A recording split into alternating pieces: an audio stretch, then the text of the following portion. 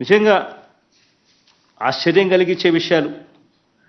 ఆరోగ్య ఆసరా గురించే గమనించినట్లయితే ఆరోగ్య ఆసరా పేదవాడికి వైద్యం చేయించడమే కాకుండా పేదవాడు వైద్యం అయిపోయిన తర్వాత డాక్టర్లు ఇన్ని రోజుల పాటు పేదవాడు రెస్ట్ తీసుకోవాలి అని చెబితే ఆ రెస్ట్ తీసుకునే సమయంలో ఆ పేదవాడు ఇబ్బంది పడకూడదు అనే ఉద్దేశంతో ఆ పేదవాడికి ఆ డాక్టర్లు ఇన్ని రోజుల పాటు రెస్ట్ తీసుకోవాలని సలహా ఇస్తే అన్ని రోజుల పాటు నెలకు 5,000 రూపాయలు చొప్పున 2 నెలలు అయితే 10,000 రూపాయలు ఆ పేదవాడి చేతుల్లో పెట్టి ఇంటికి పంపించే కార్యక్రమం జరుగుతూ ఉంది ఈరోజు ఆరోగ్య ఆసరా ద్వారా.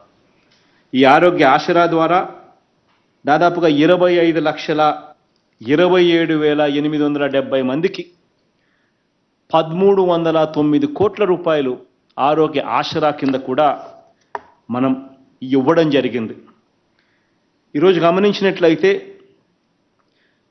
ఆరోగ్యశ్రీ కింద గతంలో ఎవరికైనా క్యాన్సర్ గానా ఇటువంటి భయానకమైన రోగం ఏదైనా వస్తే కేవలం 5 లక్షలు దాటితే ఇచ్చేది లేదు, 5 లక్షల రూపాయలు మాత్రమే అని కన్ఫైన్ చేసిన పరిస్థితుల్లో కీమోథెరపీ లాంటిది స్టార్ట్ చేసినా కూడా కేవలం 2 డోసులకే 3 డోసులకే 5 లక్షలు అయిపోయింది, ఇక మేము వైద్యం చేయలేము, ఆరోగ్యశ్రీ అయిపోయింది అని వెనక్కి పంపించే పరిస్థితిలో కేవలం చేశామంటే చేశామన్నట్టుగా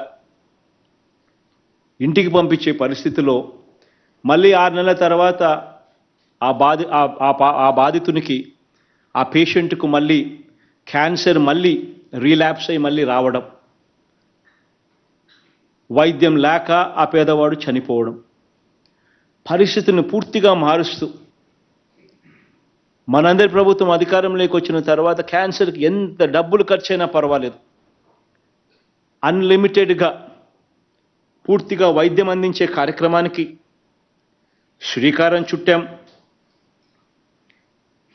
కాక్లియర్ ఇంప్లాంట్ ఆపరేషన్స్, బైలాటరల్ అంటే 2 చెవులకు కాక్లియర్ ఇంప్లాంట్ ఆపరేషన్స్, ఇది చేయడానికి దాదాపుగా 12 లక్షల రూపాయలు అవుతుందనంటే అది కూడా ఆరోగ్యశ్రీ పరిధిలోకి తీసుకుని రావడం జరిగింది.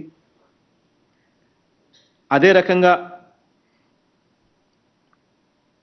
Bone marrow transplantation, stem cell transplantation వ్యయం 11 లక్షల రూపాయలు, అటువంటివన్నీ కూడా తీసుకొని రావడం జరిగింది.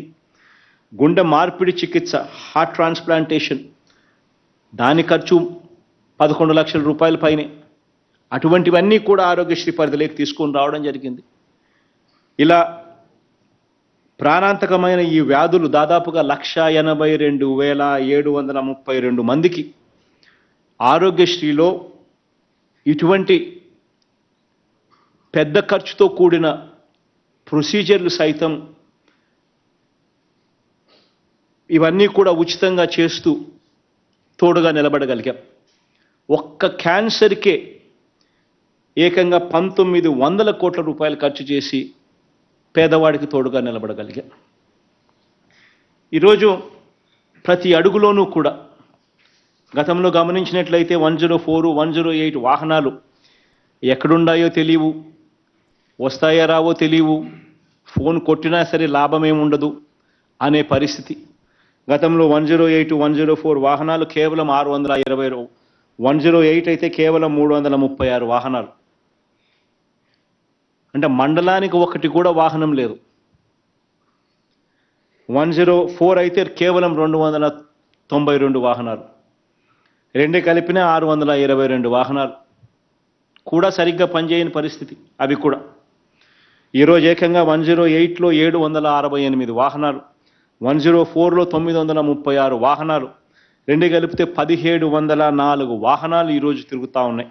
దీనికి తల్లి బిడ్డ ఎక్స్ప్రెస్ కూడా కలుపుకుంటే మరో 500 వాహనాలు కలుపుకుంటే ఏకంగా 2,204 వాహనాలు ఈరోజు కేవలం పేదవాడి కోసం, వారికి ఎక్కడ ఏం అవసరం వచ్చినా కూడా